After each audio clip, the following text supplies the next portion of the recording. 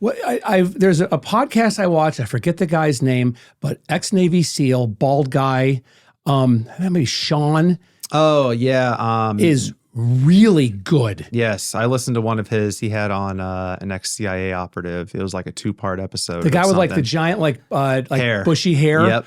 And that guy's a stud. Yep. Total stud. And like he gives people SIGs. Mm-hmm. Like he's got a guy at SIG, so he gives him like a really cool SIG Yep. to some people. One of the questions that he asks a lot of people that are in the field doing kind of what you do, and we'll get into what you do in a second, but it's, what are some things, like what do you carry? What are some things, whether it's a firearm, not a firearm, footwear, all that. What are some basic things that being in law enforcement, owning your own tactical, company, what are some basic things that people should be, aware of and have on them? It's such a rabbit hole, Jeff, that when you get down to it, because anything you say can be countered with something else. So I can say, make sure you carry a firearm, but make sure it's a full-size firearm. But then like, okay, where do I put that full-size firearm? Do I put it in a bag? Do I put it on my person? Do I leave it in my car? What's the comfortability of carrying a full-size firearm? So now I got to go compact firearm or subcompact firearm. Then you have your pros and cons of accuracy and handling and so on and so forth when it comes to it. But overall, my recommendation is just be comfortable. Whatever you carry, be comfortable with it. Whether it be a firearm, whether it be a civilian taser, whether it be pepper spray, a knife, just using your hands, but you have to train with it as well. Some people say, oh, I carry pepper spray all the time. Okay, well, how many times have you practiced pulling it out of your pocket, out of your purse? Have you actually sprayed it? Do you know if it's a distance between me and you to where you're the bad guy and I'm trying to protect myself and I pull out my pepper spray and all of a sudden the stream goes like that and you're like, well, shit, that didn't work, So it's just about being consistent with everything that you do. Saying that everyone has a coach for everything. I have a firearms coach. I like to think of my coach as Scott Jedlinski, the modern samurai, and he has a saying of being consistent. And I steal from him. And it's whatever you do, you got to be consistent. He's like, hey, when you were a kid and you first drank beer, what did it taste like? It tastes like dog shit, right? But you stuck at it and you almost got too good at it. Then you got really, really good at it. But you're like, this thing tastes like shit, but I'm still going to try it and do it and do it and do it until eventually it became the nectar of the gods. And that's what training with any type of personal protection you have has to be, whether it be a firearm, pepper spray, taser, a knife. Some people say, well, I'll just put the keys in between my fingers and jab it in there. Okay, well, how many times have you practiced doing that? Do you know if it's actually going to work? Do you know which parts of the body a key's going to actually sink into? If you try to put a key into my chest, I'm just going to get annoyed. If you put it into my eye, under my chin, behind my ear, into like a small, soft part of like the clavicle, armpit, and digging in there, then I'm going to be like, okay, well, this sucks. I'm almost going to stab him with a knife. Okay, what type of knife do you have? How long's the blade? Do you have a protective covering over the handle? So if you do stab, is your hand going to go up on the blade and actually cut your own hand? Are you going to slash or are you going to jab? Yeah. So many different things. That's why I say it's such a rabbit hole of like, what do I carry? Like, well, what do you want to practice with first? So my recommendation is always just a firearm, but firearm's not always the last option. You got to use your brain, your mouth, sometimes your hands, and then it comes to the firearm. Because there's nothing worse than a pussy with a gun. So, well, it's escalation of force. Yeah. And you kind of go in your head, and that's training. Is if we're here, you do this. If we're here, we do this.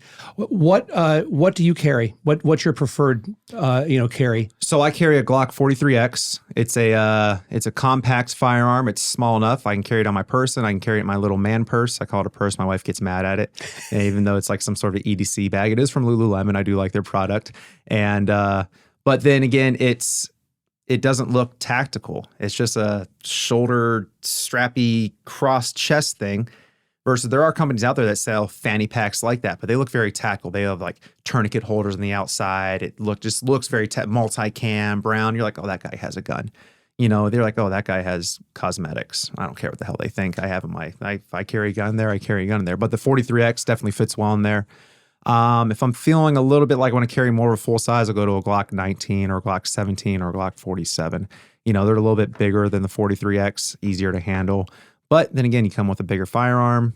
When you sit down, is it going to screw with you? Or what type of bag are you going to put it in? Do you practice drawing from your body? Practice drawing from your bag or whatever it is. So, but for me, mostly 90% of the time, it's the 43X. It's a happy medium for me. Which is a 9mm. 9mm, absolutely. What type of loads are you putting in? Like fully jacketed hollow points? What So grain, yeah, everything? It's just a hollow point, like 124 grain hollow point plus P. Just gives it a little extra push type thing. Really, Jeff, when it comes down to it, it doesn't matter. Something like you can get shot with a 22 and die.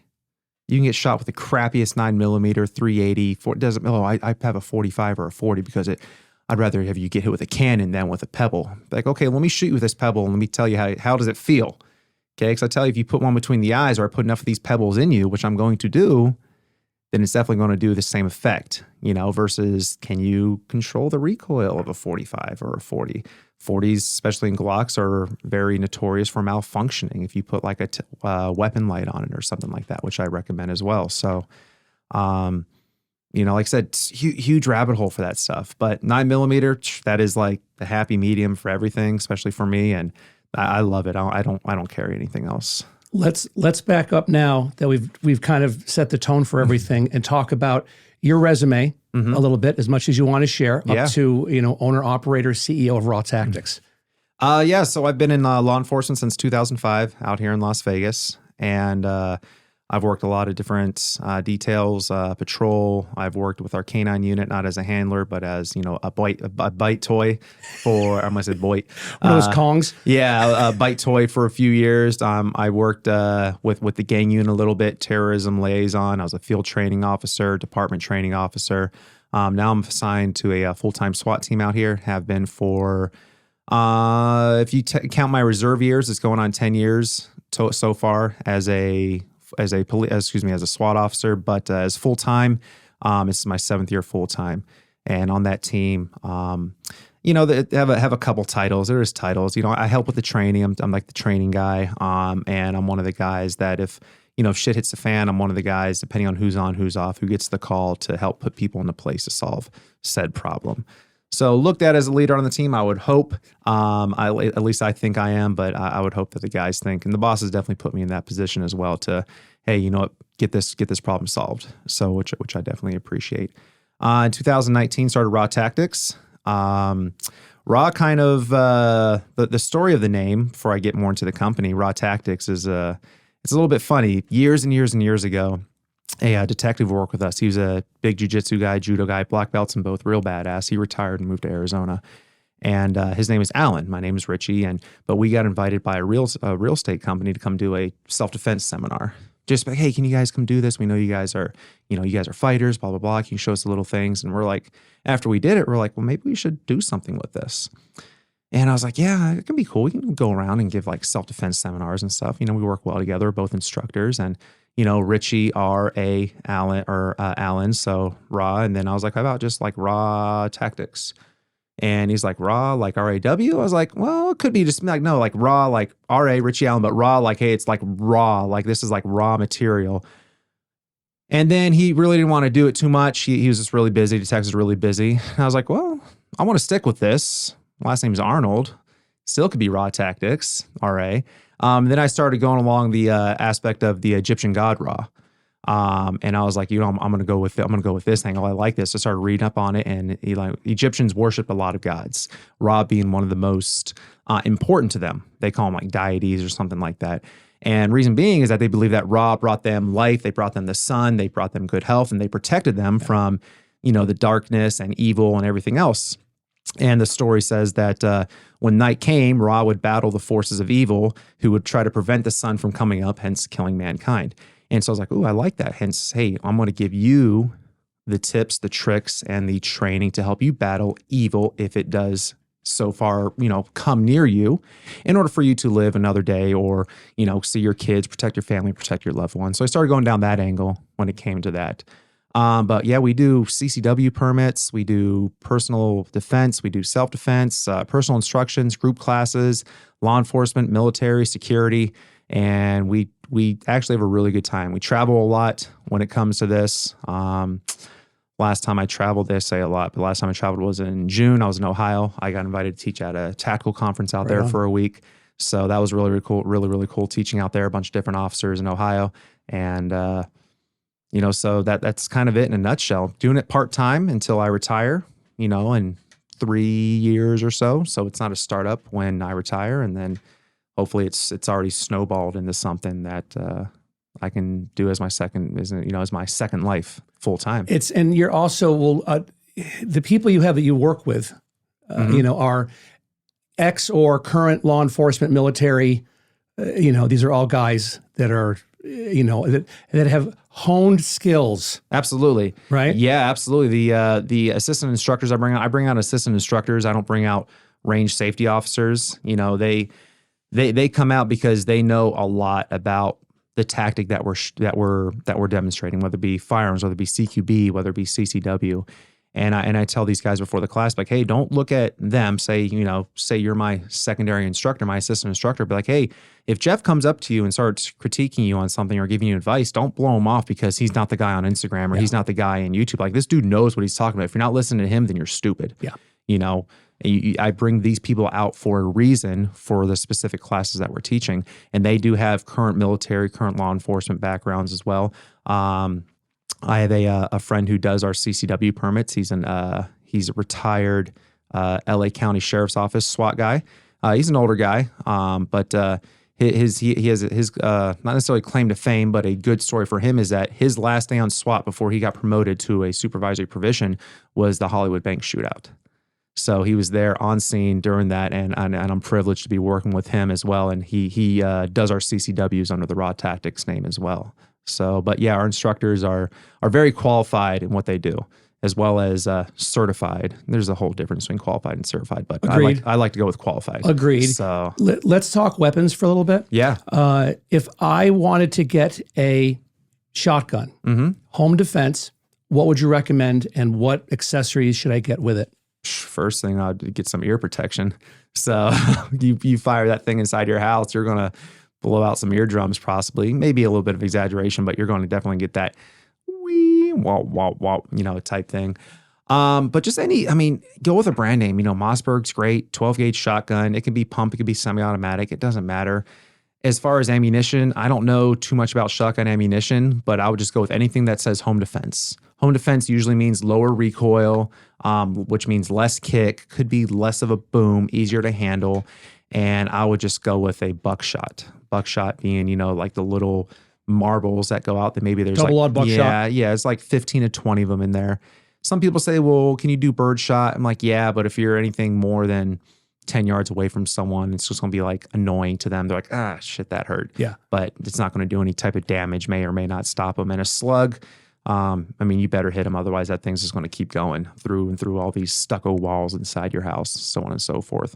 But if you want to talk about like home defense, as far as, shotgun's great. Some people carry rifles by their bed. If you're comfortable with that handgun, that's probably the best. If you want to go handgun and you want to pay the $200 to the government and get a suppressor as well to make it even a little bit more quiet, and then maybe you want to do some subsonic ammunition in order to make it that extra quiet, then, buy a handgun with a suppressor. Yeah, easier said than done. But, home defense is, like I said, another rabbit hole. You got to start thinking about the afters. Easiest to shoot as far as like, hey, kind of point shoot, shotgun. But what type of ammunition? Am I going to blow out my eardrums? If we shot a shotgun in this room, that overpressure alone is going to knock some stuff down. These lights are going to come down. Your ears are going to be done.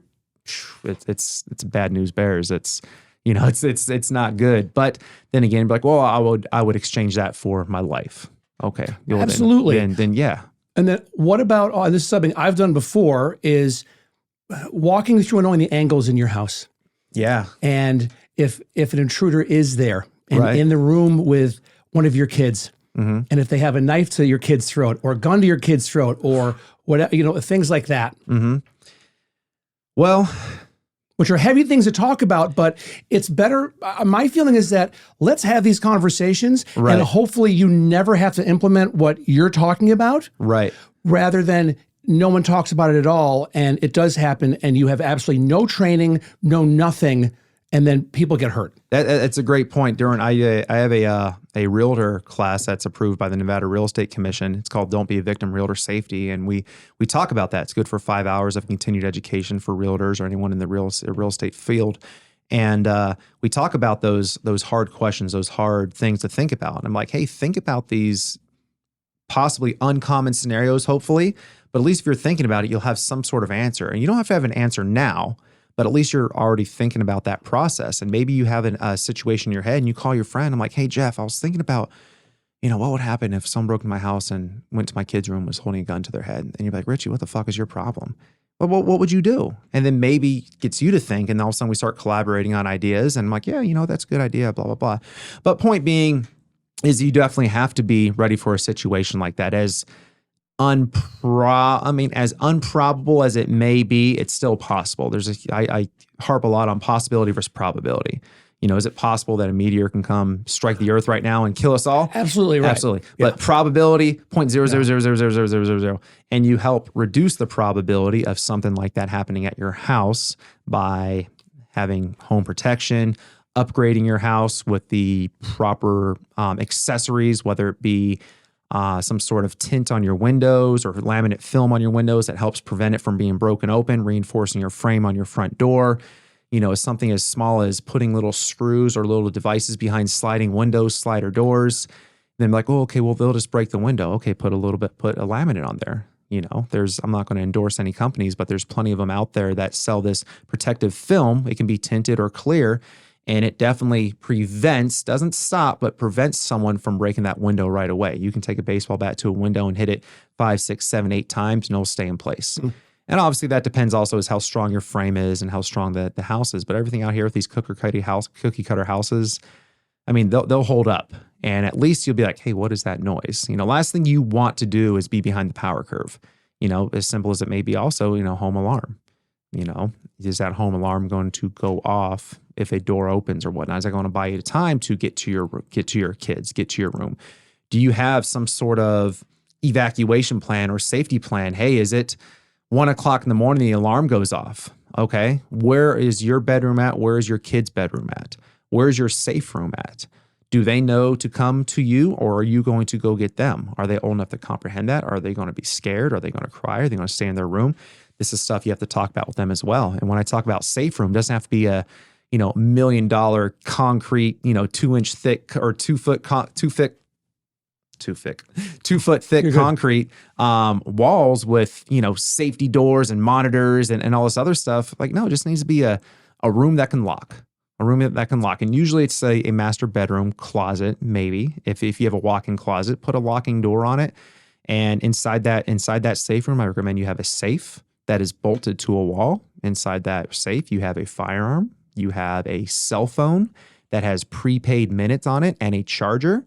Because sometimes when shit hits the fan and you're thinking about grabbing your kids and everything else, you may not grab your phone. You may not grab your gun. You may be so just thinking about protecting your loved ones. You go grab them, they come to you, you hear someone in your house, you go inside that safe room, you lock the door, and you're like, oh shit, my cell phone's by my bed, my gun's by my bed, my gun's here. At least, I have a gun in the safe. I have a cell phone that is charged and a charger with prepaid minutes on it. So if I need to call someone, I can in there. Maybe some water, and that's it. And now you know that, hey, when you're talking to the police on the phone, unless the police say, hey, they're coming up the stairs, that they'll be talking to the dispatcher like, hey, police officer inside your house right now, they're coming up your stairs, they're saying they're coming into your master bedroom. They're probably going to knock on your master bedroom closet door. They're going to announce themselves as the police. It's pretty safe to say it's the police.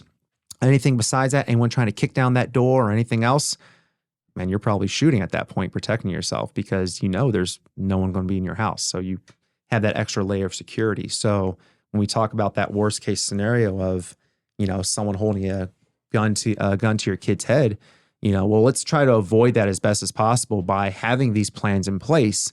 And then if it does come down to that worst case scenario, then you better be damn proficient in that shot. Yeah. Because say the worst case scenario is I'm bad guy, I have your kid, I'm using your kid as a shield, and I have the gun to your head, and you only have this much of me to hit. Just say from me to you, can you make that shot? Went 3 yards on a 4-inch area. And there's different ways, different tactics in order to help make a better angle, make a better shot. But you contact me, we'll definitely hook you up. You'll be confident in making that shot. So the cool part about this format and what I do with all my guests is, and you've got stuff like you have great content. Your content fucking Thank kicks you so ass, dude. much. You're welcome. Your content's awesome. Is that any content you can get to me, what'll happen is my editing team will take our parts of our conversation, cut it into shorts. Yeah. And then I deploy, I'm now doing two posts a day on 12 different channels, and they will put in, they'll overlay like parts of your content when you talk about doing X. Yeah. And when we're having the conversation and you have a video of X being applied, they'll roll that in. That's awesome. And I love your content too. Thank you. Especially the last one with your kids. That was Thanks. hilarious. So I was like, oh, this is awesome. It was, and it was something, my kids are great. And I mean, everyone says that, but my kids are fucking awesome. Yeah. They're just good kids. And my ex and I get along great. We co-parent well together. And we were just together over Thanksgiving and the holiday. And we had a good time. We just had them on here. I want to have them come back next month and have both Jack and Alex at the same time. Oh, nice. Which will be hysterical because they're just, both of them are, it's like with anything else, you can just talk, but she's 14, he's about to be 8, and to have that type of confidence and presence Right. with cameras and the lights and all that, not many people can do that. Right. And be natural. I try to create an organic. They seemed like actors. That's the thing. I'm watching this like they're just being themselves. It's awesome. It was bananas. It was, like I can't get them back on fast enough. I can't get Alex back on fast enough and with Jack. So thank you. Yes, for absolutely. That. So what we will do is interweave whatever you can get me, and just by default, just took a Google Doc or whatever, Google folder, dump everything into there that you have, and share the link with me. Yeah. And then I'll get it to my guys, and as they're reviewing our episode together, they can put stuff in. Awesome. Which is super, super cool. Yeah. So thank you. you're welcome. It's my please. It's I have always, and we've talked about this, is that I'm from upstate New York, and I have a lot of friends that are either present or former law enforcement, state troopers, a lot of sheriff deputies, guys that started as COs in the jail, took the test, worked their way up, got road patrol, Ontario County Sheriff's Department, buddies of mine to this day, Right. that are still like brothers to me. Yeah. And so I have such great respect for what you do. Thank you. You're welcome. And that the shit you have to put up with sometimes is unbelievable. I had the pleasure of going through the Las Vegas Metro Police Academy, Citizens Police Academy. Yep. This this was before 1 October. Oh yeah. So probably like 5-6 years ago, went through it. It was amazing. And even to the point where at the end, we're in the casino, the simulation, and I have a video of me being in front, and these two girls are shitting their pants. I go do everything I tell you to do. Yep. But it was like, I still watch that video to this day, Richie, and I still get goosebumps from it. And it's a Kobayashi Maru, like it's an unwinnable scenario. And it's an active shooter in a casino, and the guy's there who's one of the trainers has got a gun to someone's head, and you got to figure out what the fuck to do. Yeah. And it was one of the most intense experiences of my life. It's funny because you put civilians in those situations, and if I get started on this rant on CCWs, it's so ridiculous in my opinion that people think that they can go to a CCW certification class, get a CCW permit, and they think that they're John Wick. And there's so many people who show up to CCW certification classes who have never shot before.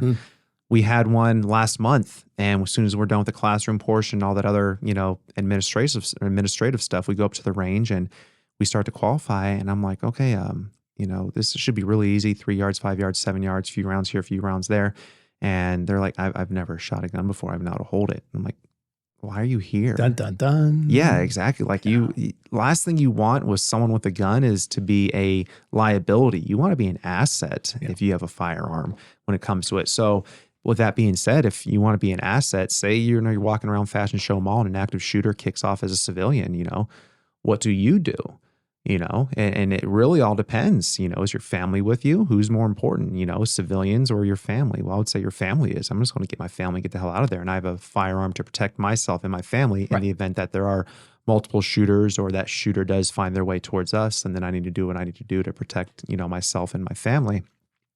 But if you're by yourself, are you going to be, do you want to be a hero that day? Do you want to take that chance? Do you have the courage? Do you have the balls to, to do that? And first, do you have the training and confidence to do that? Can you actually follow gunshots, go towards those gunshots, and possibly save dozens of people's lives? And that's something as a civilian that, that people have to think about. And some people act on it. There are previous stories of that happening. But most people are like, oh, hell no, I'm getting out of there. Well, fight or flight. Yeah, absolutely. And what are you going to do? And whenever you put in a very stressful situation, that's when you know how you handle that. Mm-hmm. And whether it's a bad auto accident or, heaven forbid, you're in an active shooter situation, but really quick. Right. Whether you're going to run away, run to, or freeze. Exactly. I would think are like the three different things you're going to do. Some right? people say, oh, I don't have to worry about it. I'm a gamer. I'm game time. When shit hits the fan, I see red and I go. Okay, that's fine. You can have, some people harp, a lot of instructors, a lot of people harp on, you got to have the mental capability to do it. Well, that's less than maybe half of it. Half of it only. You have to have the physical capability as well. I can be mentally prepared all I want to go climb Mount Everest right now, and I'm going to die climbing that damn mountain because I am not physically capable to do it, nor do I have the equipment or training to do said task. Yeah. But no, I'm a gamer. When I see red, I go, okay, well then shit, everyone would be in the PGA Tour, everyone would be in the NFL, everyone would be playing Major League Baseball, everyone would be doing everything at a professional level because, hey, if you're a gamer, go out and compete in the US Open. It's open to everybody. All you gotta do is qualify, and you go out there and you shoot a 150 when you should be shooting in the 60s. You're 80 shots over what a professional will do. But, I thought you were a gamer. I thought you were mentally prepared for it. That's only half of it, barely. So you have to have the training associated with it coupled with that mindset in order to accomplish said task. And it's amazing that how many people just don't think that. You always resort back to your last level of training. In stressful situations, you always resort back to your last level of training. And I see that when I teach self-defense. We'll be teaching punching, we'll be teaching, grappling and grabbing people and, parrying, blocking, moving, striking. Do it for hours. They're hitting focus mitts, they're hitting bags, they're good to go. You're good. You're looking sexy. You're looking good. You're moving. You're hitting hard. Okay, good. And we put someone in front of you and be like, all right, go 50% with each other. Touch hands, say, okay, have a good round. Boom. And they start going. You start throwing punches at me. I get stressed because punches are now flying at me in real life, even in a 50% setting. And I used to 4 hours prior, I was moving around, looking good, pop, pop, pop. And then all of a sudden you're coming at me and I'm resorting back to my last level of training now that is actually consistent and sticking with me. And what happens? Every single time they go, yeah. And they go like that because they don't know.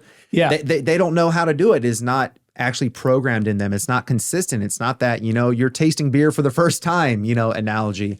And, you have to stay consistent with everything you do with your self-defense, with your mindset, with your firearms, with whatever you do. Consistency is key. Otherwise, you will not, I guarantee you will not perform the way you think you will. Well, look at your career in law enforcement.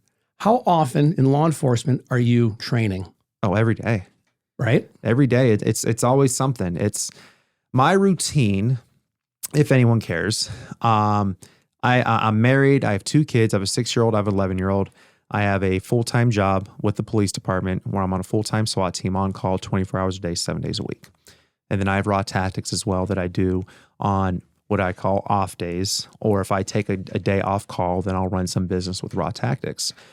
But so with that being said, 24/7, 2 kids, wife, and I find time every day to either A, go to the gym and work out, B, go to jujitsu and get my ass kicked for 2 to 3 hours a day, then go to work, or 3, do both gym and jujitsu and then go to work, or 4, do gym, jujitsu, go to work and practice firearm training, or 5, go to gym, jujitsu, go to work, practice firearm training, get called out for a high-risk search warrant or an activation for something that's going on, and then now we got to go perform all these tasks in real life.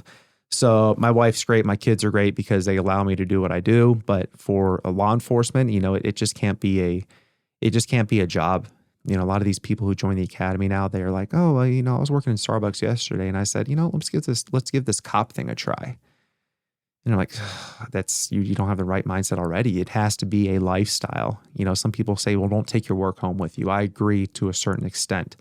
Don't take what you see, what you experience on the job home with you. Otherwise, you're never going to be happy, because there's just things that you see and you deal with that just suck, to put it as shortly as possible.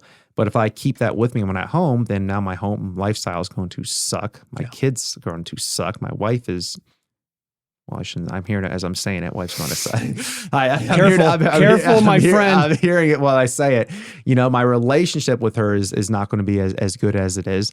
Yeah. So, but there are things that I do need to take home with me, and that is the mindset and the training, to where they have to realize, hey, yeah, Dad works 10 plus hours a day, but we know that as soon as he wakes up, he's going to take me to school, he's going to have breakfast, and then he's off to the gym, and he's getting his body ready to go possibly deal with evils, to help other people who he's never even met before in their life. With hope, maybe, knock on wood, he comes home tonight to see my dance recital or my orchestra things. There's always that chance that, especially in this law, in this profession, that, could always be your last day seeing your loved ones. Do you ever, or have you ever collaborated with other law enforcement members from around the country, from around the world, just to compare notes?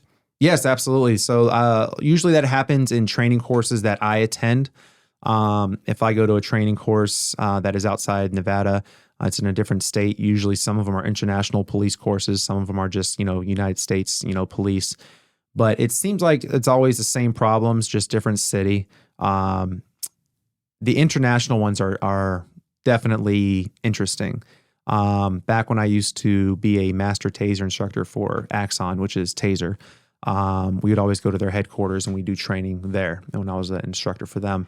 And they would bring in police officers from Australia and England. And some of these units in Australia and England, especially England, are unarmed police officers. They do not have a firearm. If there's a call that deals with some sort of possible lethal threat, they have to call in this special team who has a gun to come to the scene. But until then, it's just them with a shield, some hair shampoo, which is, a baton, and going from there. And it's crazy, because you put them in these, I watch them get in these lethal scenarios when someone has a knife or a firearm and they don't know how to react, even when we give them a pretend gun. So, but it's the same problem, different state, different country, same problems everywhere. It's just how they're equipped to deal with it is different. What are some of the major problems that we have here in Las Vegas? Jeez, where do I start with that? As cliche as it may sound, family, domestics, that stems a majority of maybe police shootings, hostage rescue situations, stuff that goes really, really bad stems from a domestic situation. It's very rare do we get activated as a SWAT team to go deal with a random guy who went into a business and is holding all the people hostage inside. Very, very rare. Does it happen? Yes, absolutely. Very, what happens with these hostage rescues is, hey, mom's boyfriend is high on meth, has gone crazy, and the mom, being the great mom that she is, left the house to protect herself, but left her 3-year-old and 6-month-old inside, and this guy is threatening to kill them if the police come or they try to take the kids or something like that. And we're like, oh, shit, And so the probably the most thing is just that the family issue is just, the relationships, which can be branched off to, maybe a drug problem, maybe a addiction problem, whether it be gambling, whether it be narcotics, alcohol, or whatnot. That all stems to this possible family issue. But outside of the house, it's kind of a shotgun blast when you think about it. It's just so, like, you look at a map, say like a crime stat, you go on Metro's website and look at the crime stats. It's just like, okay, well, here was a murder, here was a robbery, here was a burglary, here was a stolen car, here was a petty larceny, here was a grand larceny, here was a arson. And there's no good part of town in Las Vegas. When I do these realtor seminars, people ask, hey, what's a bad part of town? So I ask them as realtors, I'm like, hey, one of the questions I ask them is, hey, do you show properties and I put bad in quotations during the presentation, do you show properties in a bad part of town? And then I'm like, why do I put bad in quotations? Because bad is subjective. what's a bad part of town to you is different with the bad part of town to me. Some people think, I live in Summerlin, I'm good to go. When you're not. I live in the Northwest, I'm good to go. I'm in Henderson, I'm good to go. You think of bad parts of town like more centralized, lower income places, stuff like that. And it's not necessarily the case. Just because it's lower income doesn't mean it's a bad part of town by any means. It just means that, the people who live there, that's unfortunately the situation that they're in at this time. Hopefully they get out of it and progress themselves. But just because you think it's a low end of town or lower end of town doesn't mean it's necessarily a bad area per se. It's like, look at the map. You think you live in a nice area. Okay, well, criminals know it's a nice area too. You think that they're going to not go to your nice area and commit crimes because they know you have this stuff. So, what I say is, what's a bad part of town? I say anywhere where you can see the stratosphere is a bad part of town. If you can see the stratosphere, you're in a bad part of town. So true. And that's anywhere. So true, dude. Anywhere in this valley. When I was a title rep for 9 years, so I was in thousands of homes. Oh, yeah. The one place that a lot, Queensridge. Yes. Gated, but because it jump over the walls, cars getting stolen, home break-ins. Yep. Queensridge was a biggie. And you'd think, well, what the shit? You got fucking guard gates right there and the stupid, what the hell is the goddamn restaurant? I forget, the Chinese restaurant that's got the horse in front. They're at P.F. Chang's. It's like the P.F. Chang fucking concrete animals out in front to show how rich they are. Those places are getting popped all the time. I don't know how it is now, but that was a few years ago. What was it, just 6 months ago? The Turnberry Towers downtown had that shooter in the lobby, shooting up the lobby and everything. They're like, how'd this guy get in? And you're like, well, because bad people are everywhere. Everywhere. It was one of the strangest things I saw when I did a ride along, and it was Bolden Area Command. Because I asked our good friend, I texted my good friend Matt Dingman. Could be arguably a bad part of town, Bolden area. And I said, hey, where do I want to go for my ride along so I could see something cool? And he goes, Bolden. And he said, Bolden Graves. That's when you want to go, man. And so got it. I forget the guy's name that I rode along with, but I remember he's from Mesquite, awesome porn stash he had. Like, this guy was a fucking stud. We were there for roll call. We're walking to his Explorer, and he says, ever shoot a gun before? I go, yeah, I'm okay. I'm proficient. He said, shoot a shotgun. Yep. He goes, okay. If I get shot in the face, you hit that button, pull it out, point and shoot. Grab the mic and give a officer down 10, whatever the code is for officer down. Just help. Yeah. And give the cross streets. The cavalry will be coming in seconds. Yep. That's how we set off for the shift. I'm like, holy shit. Yeah, buckle up. And it was a lot of mentally just deranged people, like a woman peeing in front of a 7-Eleven. And ended up, she had a warrant for her arrest in North Las Vegas. So it would take her somewhere. And so a lot of it was was people that aren't getting the help they need. Yep. And they've been gentrified, displaced, whatever you want to call it, and they're out in the streets. Yep. And that was a biggie. One was, we had to go to someone's house for something like Scotch 80s, or not Scotch 80s, but somewhere like off the strip. And then the chopper came in, and I'm like standing like a house away because I kind of know, like, okay, if they got a gun and what's it going to go, how many walls are going to go through with a bullet and all that. But the thing I wanted to say is that when he arrested the woman for this, she's peeing right in front of a fucking 7-Eleven. Yep. In a not very good area of town. As soon as the officer I'm with is going through everything, going through a purse and all that, has on the hood of the car, everything's supposed to, her hands are there. Somebody pulls up, sees what's going on, pulls out his fucking cell phone and starts recording everything. And I'm like, what? And afterwards, I said to him, how often does this happen? He says, all the time. Even though we have body cams on. Yep. That are activated and going. Yep. So it's there. You can see what I'm doing. Yep. But he said, almost all the time now, because everyone's trying to get on TMZ or TikTok or whatever, and so they've got their fucking phone out. When SWAT gets called, I would assume they're clearing a perimeter, right? Or no? Is it you guys are going in and it's just is what it is, and there's people around sometimes, there's civilians?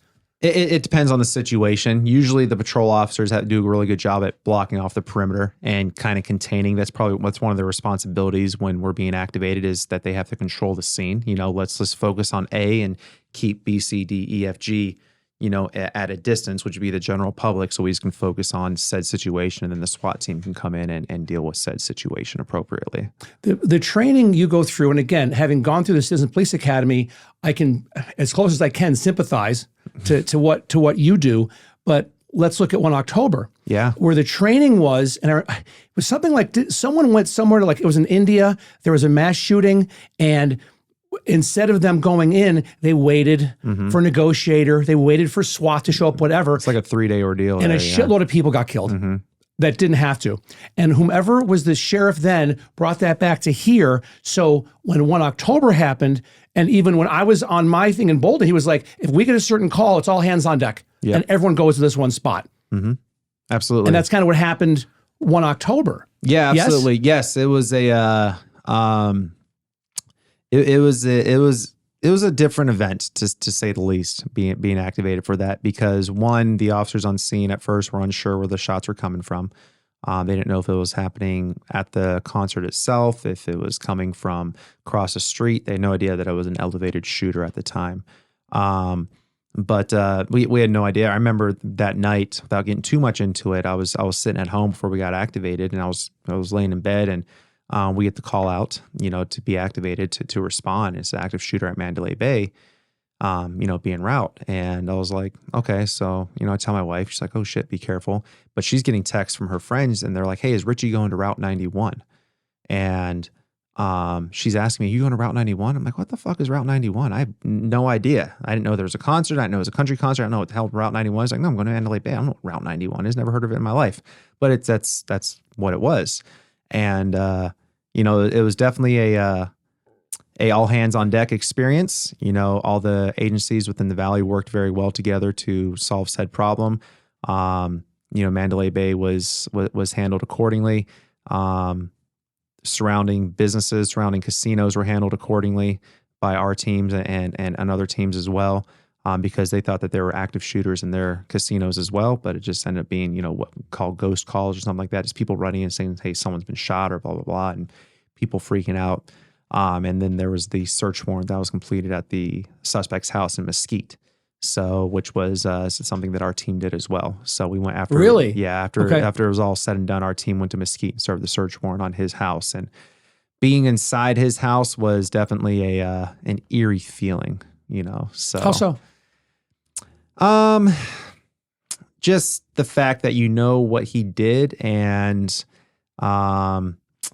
just kind of just being in the house. It's something that I'll probably elaborate more on when I retire. Okay, so that's fine. Yeah, like to me, I equate it to like when the SEAL team went in to get Osama bin Laden, and like the kids are there and everything else, and he's hiding behind his wives and the whole thing, and they're like, once he is, his life is ended, and he becomes, as they say, unliving. Right. You can't say the D word sometimes on social media because you get shadow banned. But they started taking like hard drives and like everything else.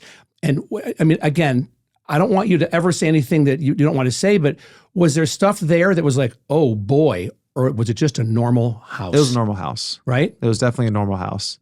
Almost too normal. Well, it's you think about almost like Silence of the Lambs in Buffalo Bill. The top of the house was great, except for the fucking moths flying around. Yeah. And then it's, it puts the lotion in the fucking basket. There was no well there. Right, there's no well.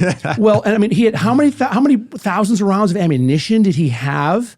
Like, it was bananas what he had, and the amount of firepower that he had. And that when I was with then my wife, and we had 2 kids at the time, and we're in Orlando at Disney World, and it's about 1 o'clock in the morning there, because we're 3 hours difference. Yep. So 1-ish, and I remember I'm on Facebook, I couldn't sleep, and somebody puts on Facebook, there's an active shooter at, I think it was Tropicana. And I'm like, what? So I get my phone out, I download the Bearcat scanner app, and I listened to the guys going up the stairs. Oh, wow. Like up until when they're about to put flashbangs or whatever they did on the door. Then they switched to a different channel and you were out. You couldn't do anything. But that's how much, and this is before like we are now. I mean, heaven forbid, if something like that happened again, I think that there's no way you'd have that type of access to what's going on. Because if I have access to it, so does the bad guy. So does the bad guy.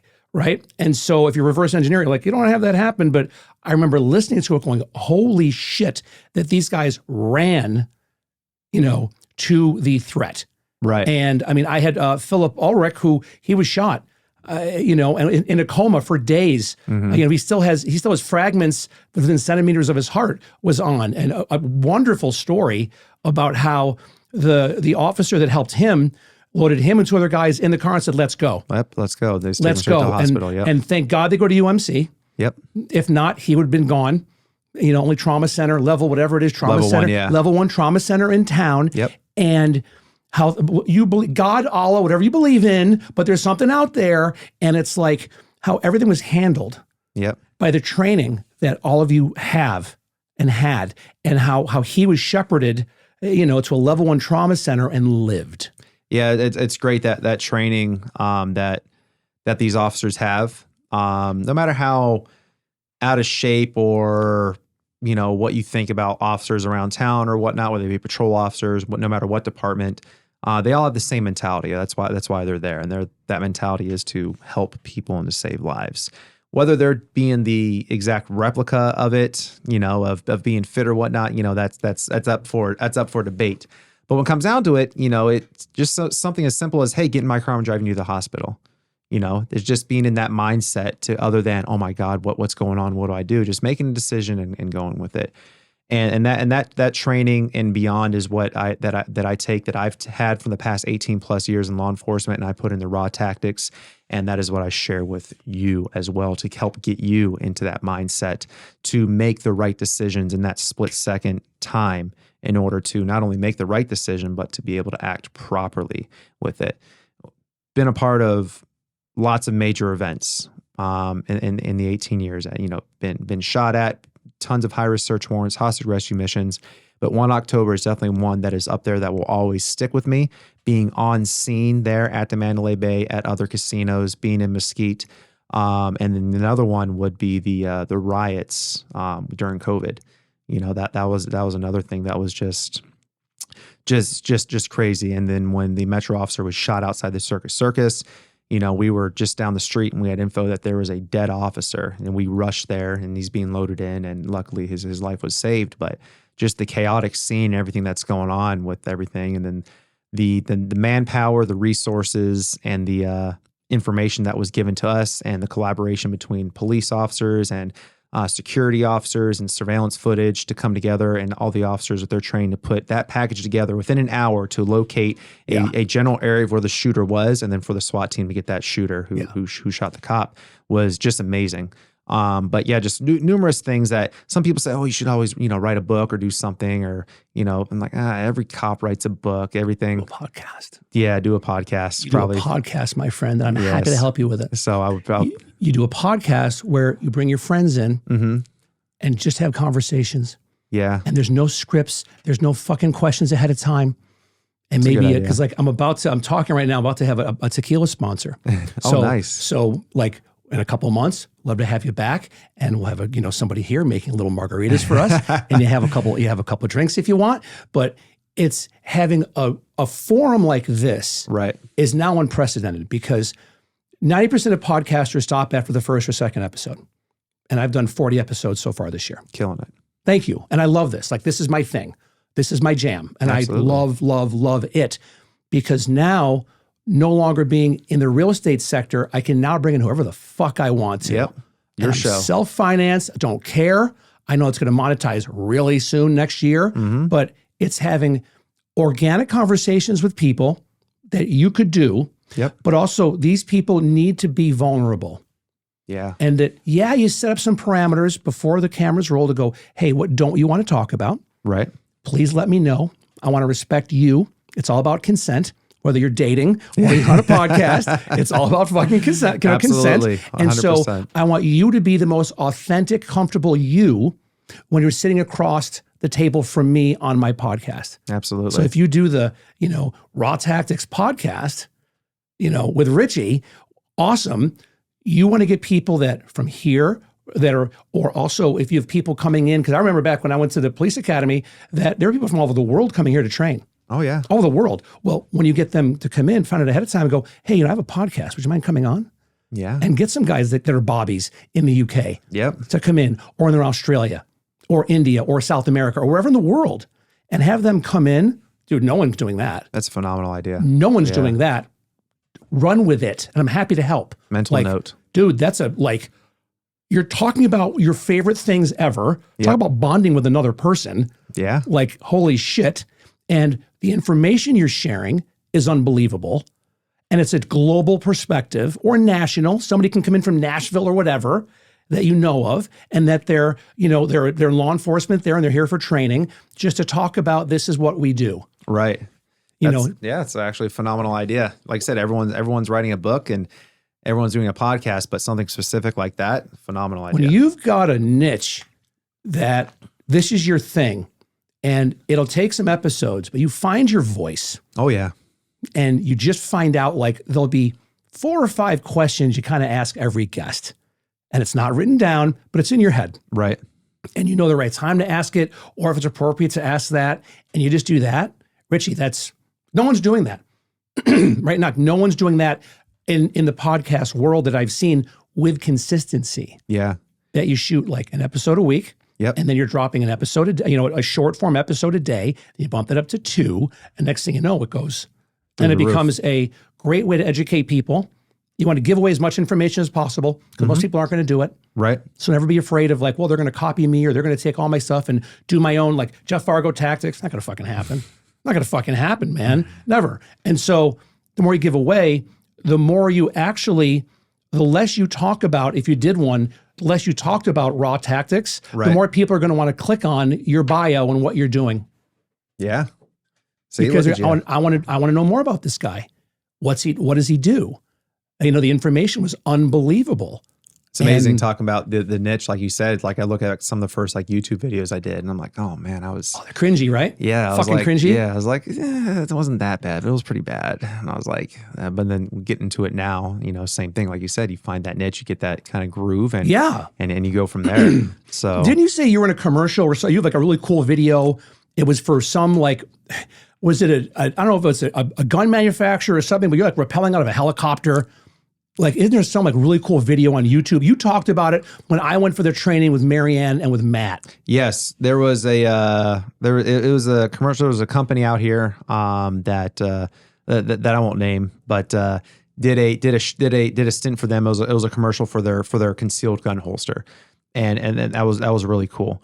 As far as jumping out of helicopters and stuff, yes, definitely done. It's not on YouTube, okay, but there's stuff that we have done for sure. So whether it be rappelling or whether it be fast roping, but the commercial thing, I do remember that was for I'm not sure if they're even here anymore, but it was a local holster company that was, they wanted some footage, got together with a great photographer, a friend of ours, and he did some footage for them, and me and another friend, we were lucky enough to be the actors for it, and went from there. So what's the coolest part of being in law enforcement for what you do? Mm-hmm. What's the coolest part about your job that you love? I love being the last line of defense, being on the SWAT team. I love being the guy who the cops call to be like, hey, we need help. And when the shit hits the fan, like, I want to be there. Like, I was thinking about transferring out. And either promoting to a supervisor position or moving into a full-time union position, which is a political spot, and which a lot of people think I'd be good at as well.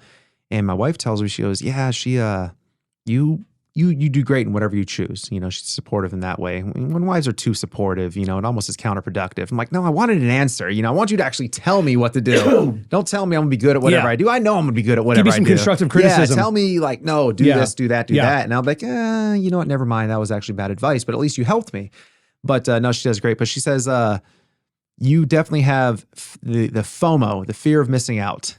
And if something major goes on, and you're not there, you're almost upset about it. Like, oh, I wanted to be there for that. I wanted to be on that, no matter how dangerous it was. And that's just my mentality. That's just my mindset.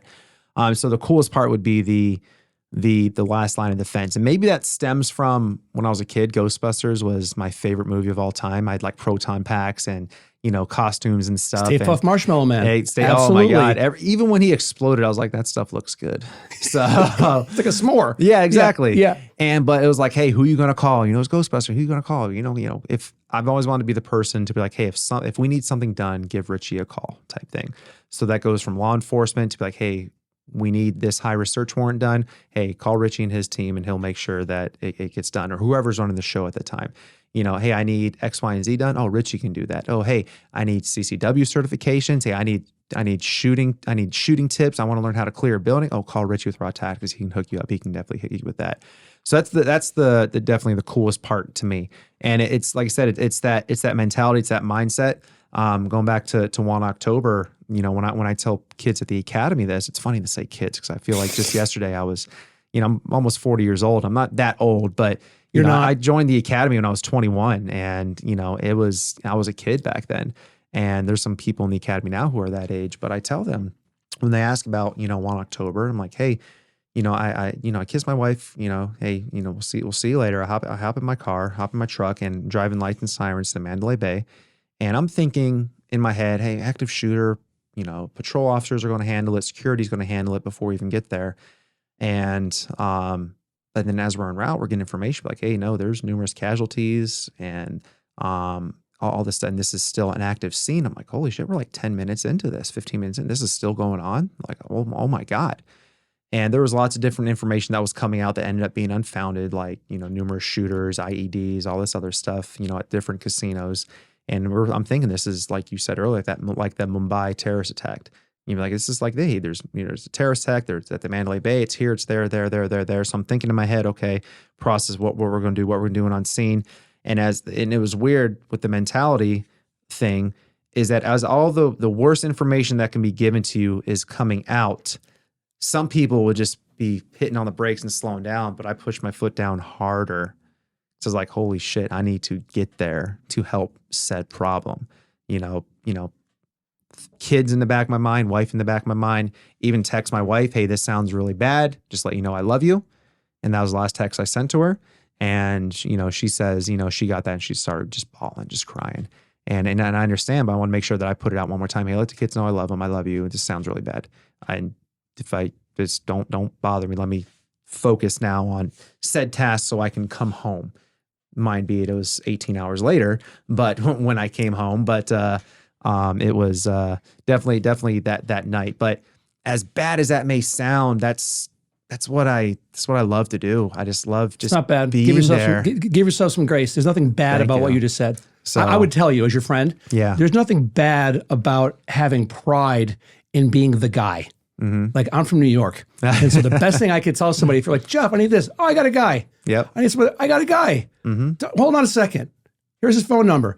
You love being the guy, Richie. And the cool part is that you're still the guy in law enforcement, but now people can learn from you about being the guy or girl. Yeah, absolutely. In tactical training, in CCW courses, you know, at everything. And Thank you. What I will do is, obviously, in all the stuff that goes out from this, I'll tag you. I'll put your website on there for the long form stuff because you can embed some links on there. I'll do all that so people can find out like more about you. Awesome. And what you're doing. Yeah, well, it's please. But thank you.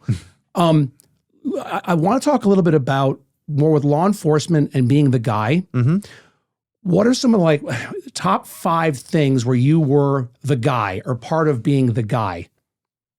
Jeez, top 5 things part of being the guy. It's weird because like specifically, like what was the scenario that you were put into? If you could talk about it. So it's not necessarily in these scenarios. It's not necessarily about being the guy because they are team efforts. Agreed. They're definitely team efforts. Agreed. That to where, you know, but there are, you know, roles on the team to where some people's voices are a little bit louder than others. I meant the guy as plural to say when your unit, when your unit's called in, what are the top 5 times, you know, if more than once, whatever, but top 5 times that you've been called where you're all proud to be the guy? So they would probably be hostage rescue situations. One of them, I won't get too much into details about them, but one of them was a call of someone holding 14 members of their family hostage, and we got them all out safely and the bad guy in the custody without incident. Another one was a situation where a couple of our officers were shot during a hostage rescue situation. Bad guy was dealt with accordingly with an operator who is now currently retired, and the 2 kids are saved. 1 October is definitely up there. The riots and helping plan, plans and schemes and helped quell this civil disturbance that was there would be one. And then I'd lump number 5 together, any type of like high risk search warrant to where, there are worthy opponents on the other side of that door who are possibly armed or are armed. And you put together a plan with help of others, but, being, one of the major voices, but you have tons of help from other people as well who help voice on what should be done, but you execute a plan so flawlessly that nobody gets hurt, whether it be operators or suspects. And that's the overall goal, is that, hey, we would just want compliance. And if there is any type of resistance, we do the least amount of force needed to overcome the resistance. If it needs to be escalated, it can be escalated based off the suspect's actions. But overall goal is just getting people in custody and getting them through the legal process. So, but just coming up with plans and having people help you come up with plans so that everyone goes home safe is huge, in my opinion. I couldn't agree more. What's the coolest piece of equipment that you have? The coolest. I wouldn't say toy because it's not a toy. What's the coolest piece of equipment that you have? God, that's tough. I mean, you can say night vision. Night vision is awesome, especially when you employ it properly. I mean, you just can't have night vision goggles. You have to have the infrared lasers and floodlights that go along with it that are attached to weapons. Otherwise, it's, because night vision works off of ambient light. What people think is like, we can be in a pitch dark room where I can't even see my hand. You put on a pair of night vision. It's not going to be like that Buffalo Bill. You see everything. You need some sort of ambient light, as small as it may be, to help enhance those tubes in order for that night vision to work.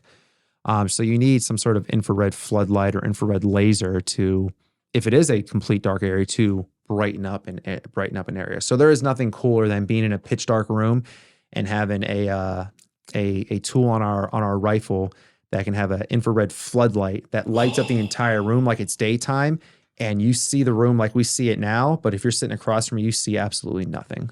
So I can be standing just from you, right from here to you, being quiet, and you have no idea that we're here, but we know you're right there. So that's pretty cool. Dude, what is the coolest firearm that you own and what's on it? Oh man. So tough questions, right? Yeah, they are tough questions because I did, not to brag, but I have so many. Brag. And you're allowed to brag, my friend. No, it's just pause for a second, because the one thing, having done this now for a while, is people have a very tough time taking compliments. And like I said before, giving themselves grace. Okay. It is something that it's free. Yeah. There's no charge for it. And it's something that there's no ulterior motive behind it. It's me just having tremendous respect for who you are and what you do. You as a man, a father, a husband, and your job, both the jobs that you do, and so you've got some pretty cool shit, man. Thank you. You're welcome. You've got, some incredible stories that I'd love to have you back on again. Absolutely. Maybe you and Matt come on at the same time. That'd be cool. Yeah. Oh, that'd be a good one. I think I'm one of the only people in the world that can make Matt Dingman giggle. He's a stoic motherfucker. But I love Matt. Matt's awesome. I love Matt Dingman. Mwah, fucking love that guy. But out of all the cool shit that you have, what's the coolest? Coolest gun? Yeah. Coolest thing would have been the night vision. The coolest gun. Oh man. I guess that would have to be a rifle that I built. It's AR-15 rifle by Aero Precision. All the Gucci parts on it, from triggers to uppers to lowers, from Aero Precision, from rails to Criterion barrels to Gemtech suppressors to PEC 15, visible lasers to infrared lasers, infrared floodlights, mod light, flashlight that's attached to it. Whether it be an EOTech or a HoloSun optic on there. I was lucky enough to get a lot of that stuff gifted to me from numerous companies and numerous sponsors. But if you had to piece that gun out piece by piece, it's probably close to a $5,000 gun. Yeah. And it's something that I helped, that I built with the help of my friend Eric, who now lives in Tennessee. And because I was just like, hey, you know how to put together rifles? I have all these parts. And he's like, yeah, come on down. And he had a little shop that he was working at, and we just spent the night. And I took him out to dinner, and then we spent the rest of the night just putting stuff together. And inside that shop was an indoor range to make sure everything worked. And I mean, I have the video of it, of like, all right, it's the first time we're shooting. And I said, here, you shoot it. So if it blows up, you helped build it. You like 95% built this thing. So hopefully, and he's like, all right, here we go. And he just picked up, and oh, fucking, that was great. Bang, bang, bang. And just phenomenal. So I'm very proud of that gun that I have, built from scratch, or a couple other rifles that I have that are cool as well. If you have the video, by the way, of you being with him, please get it to me. Yeah, absolutely. We'll put that in. So yeah. Oh, hell yeah. So, and he shoots it, and he's like, oh, this is nice. So that's actually really cool. I definitely get that to you. Handgun wise, I mean, I have tons of Glocks. But it's probably between my Glock 34, which is a longer full size firearm. I have the Leupold optic on there, Delta Point Pro, with the Streamlight X300 Vampire light on it. And that light itself is like $350. When any person that's into firearms, as they're listening to this, they're not becoming like semi-engorged. Like they're reaching for like the tub of Jergens right now. Jergens with right hand, tissues with left hand. Oh yeah. Keep going. But yeah, so that Vampire light's great because you have the actual visible flood, and then you can switch it to infrared as well, so you can have infrared with your night vision on your handgun. But then probably my Glock 47, I really love that as well because I put the expensive optic on there. I put the Acro Aimpoint P2 on there, which is like almost a $750, $800 optic itself, more expensive than the gun. Then I just put a Streamlight TLR 7A, so a nice subcompact, light on there. And of course, all my guns go in Safariland holsters, so I always give them a shout out. I'm one of their core members as well. They hook me up with stuff, and I have no problem endorsing them because they have great products. And a lot of holster companies out there, but Safariland's my go-to. Especially, I mean, there's tactical, and tactical. So, and that is definitely both, to where it's definitely usable in the tactical world and, civilian world, but it also looks tactical. It also looks fucking amazing. So depending on how you design it. I love, dude, you're good. You're fucking good. I fucking love this conversation, like more than you know. Do you think everybody should have their CCW, concealed carry permit? No. Really? Yes. How come? Who shouldn't? People who only will get a CCW permit just to carry a gun. So those people have no business having a gun, because then they become more that liability more than they are an asset. Whether it be in law enforcement or in the civilian world, there's always that one person who you're like, oh my God, this guy's on scene. Can I get some more help? And if you don't know who that person is, then it's probably you, type thing. So I can name a few officers who are currently retired, to where, like, if I was on patrol and I went to a dangerous call and I knew that they were my backup, in the back of my head, I'm like, damn, can I get someone else to come help us, please? Because right now there's two of us, but it's really just me. So hopefully no one thought that way about me, but I like to think not. But then, you don't want to be like, oh, Richie's just an average day CCW holder, and hey, Richie has a gun. Now all of a sudden I'm making the situation worse. And how you can make the situation worse is, like I said earlier, you have a gun, but you're not using your brain or your mouth or your hands first. And all of a sudden we get in a confrontation. You're like, no, Richie, fuck you. And I'm like, ha, ha, ha, look what I have. And now the situation has just escalated tremendously, to where if you call my bluff and you're not going to shoot me, Richie, I didn't do anything. And then I end up shooting you. Yeah, I'm in huge trouble at that point. Now all of a sudden there's a gun out. Now you have an excuse to try to take that gun away from me, and you're going to be justified in anything that happens, because now you have a gun pointed at you. So I escalated to the point to where, do I really want to pull this trigger? And there's numerous videos out there on the internet where civilians pull their guns, and they have arguably a justifiable reason to shoot somebody, but they don't do it.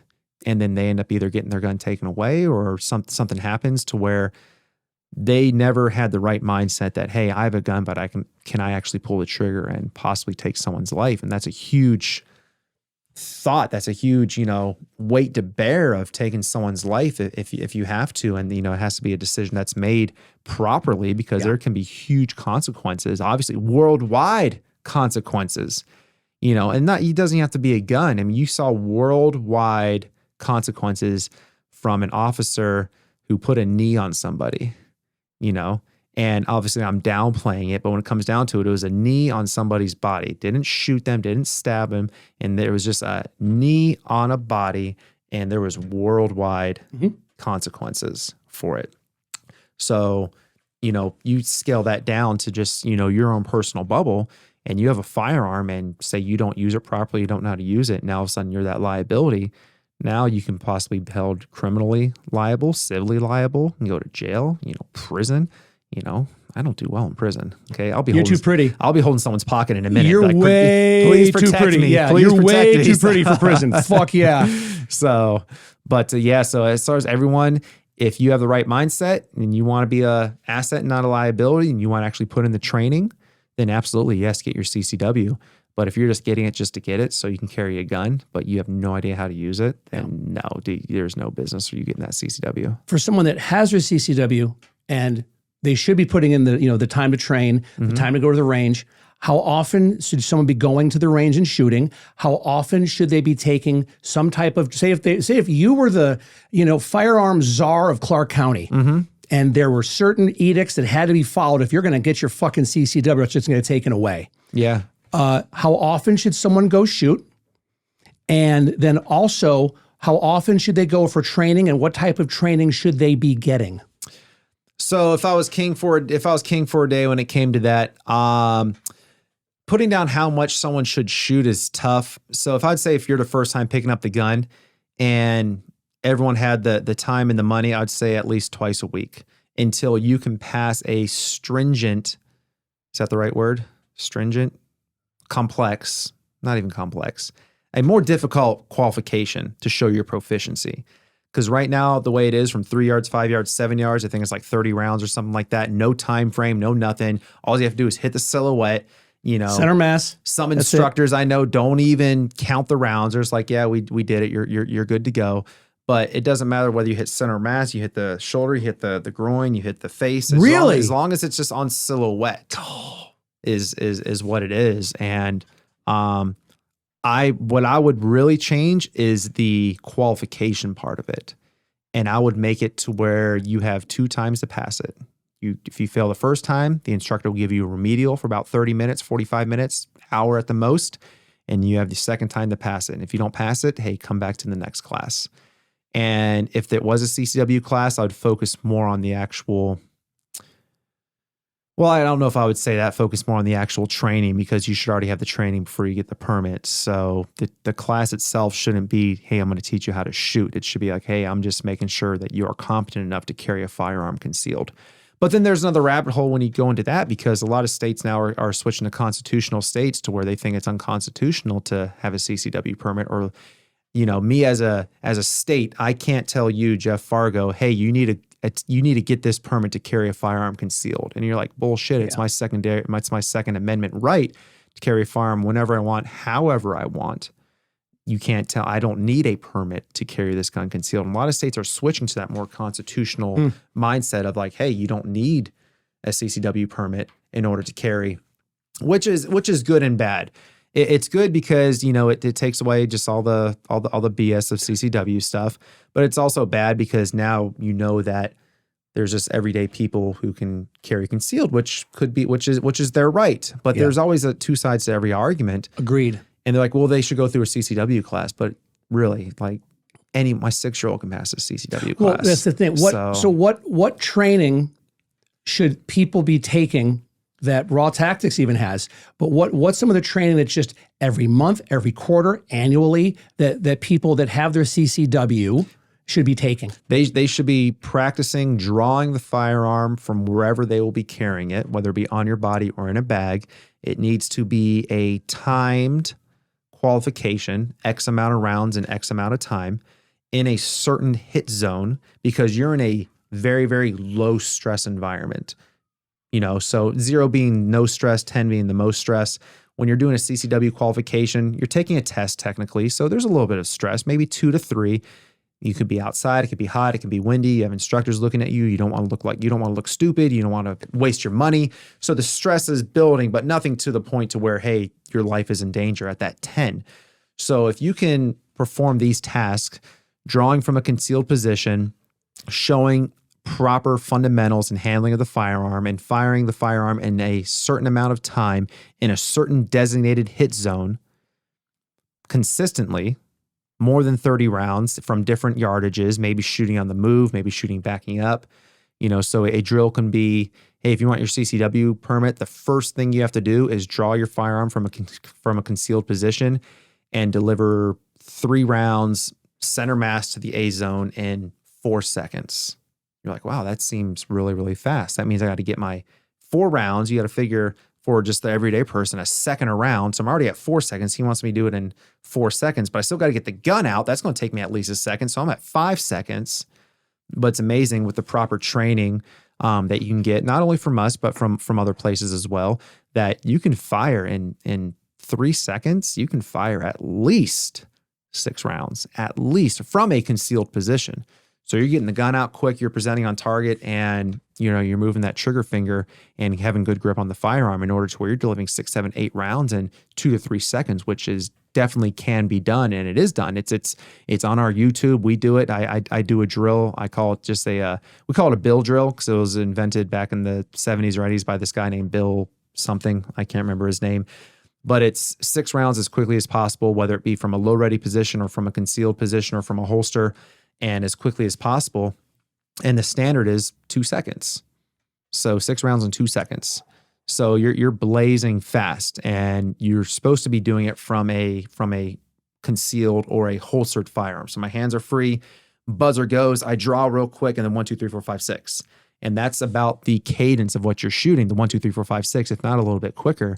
And on one of our YouTube videos, when I compare Glock versus staccatos, is where I'm like, hey, can I outshoot a Gucci $3,000 staccato with my $500 Glock 34?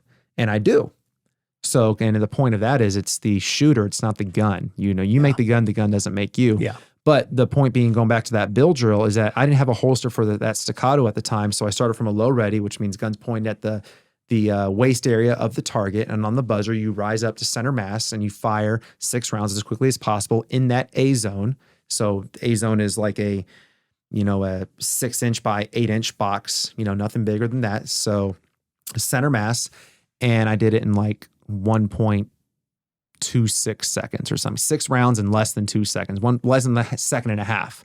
So that's from a gun already out. Obviously, you'll get more into like the 1.8s, 1.9s, or closer to the 2s from drawing from concealed or from a holster. But it can be done with trained individuals. So not to say that you need that for a CCW, but, give yourself a little bit of stress. But I need to get this gun out as quickly as possible, and I need to fire accurate rounds. Because if you're doing a CCW certification with no stress, then you're not duplicating any type of stress for the real life. So that is probably something that I would change, is getting the gun out as quickly as possible and having them hit a designated hit zone that is more strict in a certain amount of time. What are some of the classes that you offer? Like, dude, you've got one video, I forget, like you guys are in a car. Yeah. It's fucking badass. Like, what are some of the classes that you offer to the general public? What are some of the classes you offer to law enforcement, if you do that, that Raw Tactics does? So I'll start with the law enforcement side. A lot of our law enforcement classes are POST certified.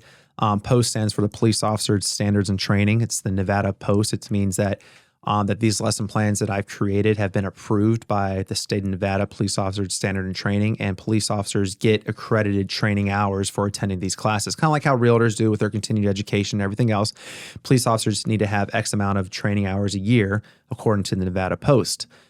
So for law enforcement officers, it can be the gunfighter class, it could be CQB, building clearing, it could be shooting on the move, it can be shooting at nighttime, it can be shooting with a red dot certification. I certify people to become instructors in shooting with a red dot on their handgun.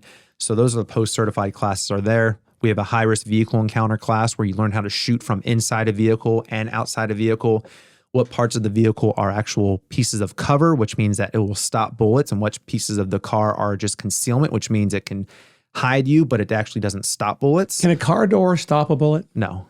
That's what Elon Musk said that on Rogan, because they talked about the Cybertruck. Yeah. And he said that and Rogan went out with his compound bow. It's the Halloween episode because Rogan's got a wig on. It's just, I mean, if you haven't seen it, watch it, because Rogan has this compound bow that's a amazing bow, puts a little dent in the side of the Cybertruck, and that's it. Wow. Yeah, like it's and Musk said this is meant to stop probably definitely a 9. I'm bigger than that, but it's pretty fucking cool. Yeah, but for a standard cars, the door's not going to stop anything. So there are parts of the car that that can stop bullets, and if you want to find out what it is, and you come out to a class. But as far as the civilian side, obviously we do CCW certifications. The big thing that I do with civilians is personal instruction. That is huge right now. That is probably my main civilian business, is personal instructions. As people contact me, and I'm very humbled by it, because I'll have people come from out of state. Hey, I'm in Vegas. I heard about you, and I want to take a class. And I'm like, okay, did you bring a gun or what? And you don't have to. I can provide the gun and everything else for a fee. But just the personal instruction one-on-one. So you just get me and you, or me and you and a friend or a spouse or a brother, a kid or whatnot. And you have me for an hour and a half, 2 hours, 2.5 hours, whatever it is that you want to book. And you have my undivided attention to make you a better shooter.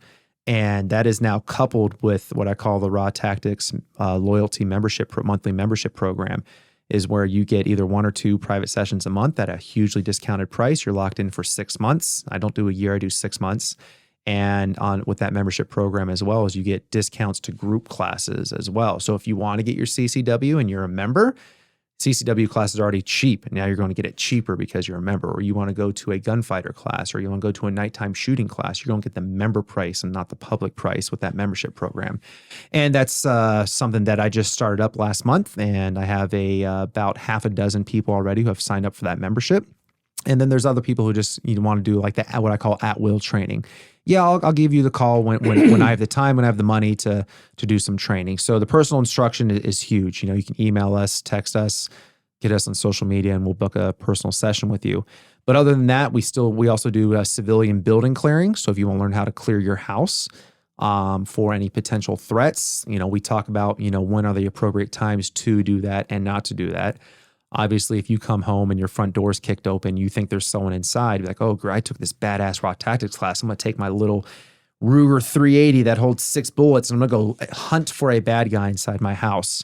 I would not recommend that at all. No. You need that for the times to where you come home and your kids are home. They're 13 or 12 or 11-year-old is home, or and they're by themselves, and your house got broken into, and there's possibly someone inside, and you got to know how to get to them safely and then get out safely. So and what we focus on there is, focusing on different angles, way to enter rooms, way to look at rooms, look at entries, look at living rooms, and look at it from not a tunneled view, but more to a wide view. So you are actually safer when it comes to it. We do long range shooting. So I know a lot of civilians out there have their 308s and their hunters and stuff. We do long range shooting classes or personal instruction. So if you want to learn how to take shots at 300, 400, 500, 1,000 yards, we'll help you do that. I have some instructors who are actual snipers who do that class. Awesome. I have nothing to do with that class. I am not a sniper. Cool. So I am there to facilitate, but then my assistant instructors, I turn them into lead instructors for those class, because they are the masters behind those guns. And that's pretty much it for the civilian side. You can learn how to shoot. You can learn how to clear a building if needed, and you go from there. But like I said, the big thing is the personal instruction. People love that one-on-one time. And, it does get costly, if you continue to go over and over at that at-will price. But a lot of people think I'm getting one-on-one time with a current SWAT instructor who is very proficient in their firearms. I'm not going to get anything better than this. And I'll tell them, like, hey, you came to me for my method, for what works for me. I'm going to give that to you. You may have learned other stuff in the past, or you may have learned how to shoot from another instructor or your friend or your dad or whatnot, and that's great. But a lot of that could be, in my opinion, bad habits that is going to force you to miss shots under certain circumstances. And I'm going to give you the tips and show you how to shoot my way. So I'm almost make like a little clone of me, and you're going to become me in shooting. and I have them shoot a drill first, just by their, oh yeah, I shoot pretty often.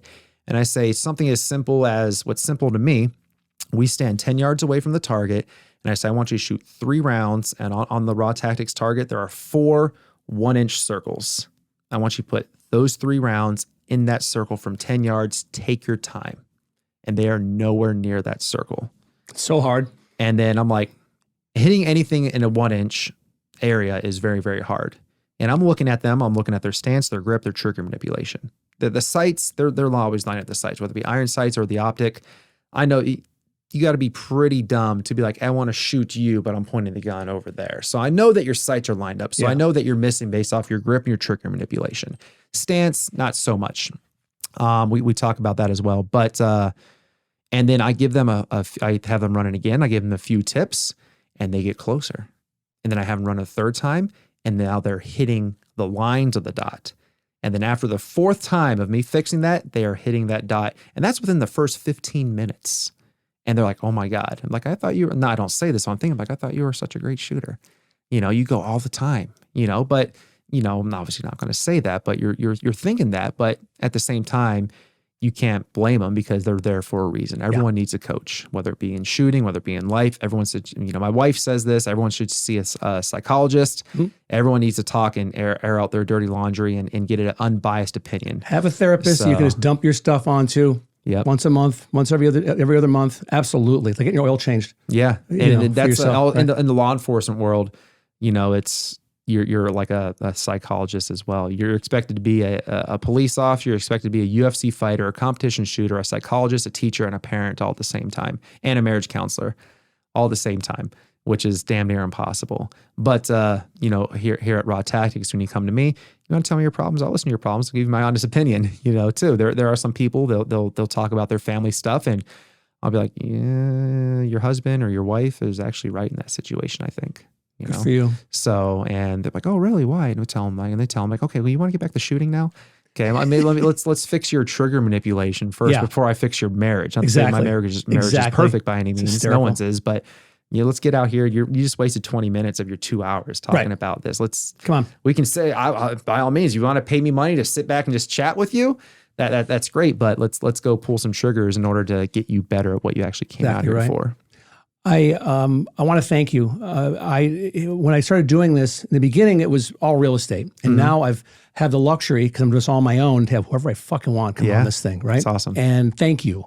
And I've always told people, don't talk about your business. Don't do a fucking infomercial about yourself. Just through the value of our conversation, people will want to find out more about you through Instagram and Twitter and Facebook and everything else. You are someone, though, that I wanted, so I gave you leading questions about Raw Tactics. Thank you. You're welcome. And it's because the service you are providing for people, I think everybody should be doing, whether it's, and I get people now all over the world watching this, reach out to whomever is in your neighborhood, your geographic area, if you're not in Vegas, to get training. Yes, absolutely. That needs to be done. And I'm very lucky to consider you a friend. I really want to thank you for what you're doing with Raw Tactics, and think it's absolutely phenomenal. Thank you, sir. Yes, sir. That was awesome. Thank you.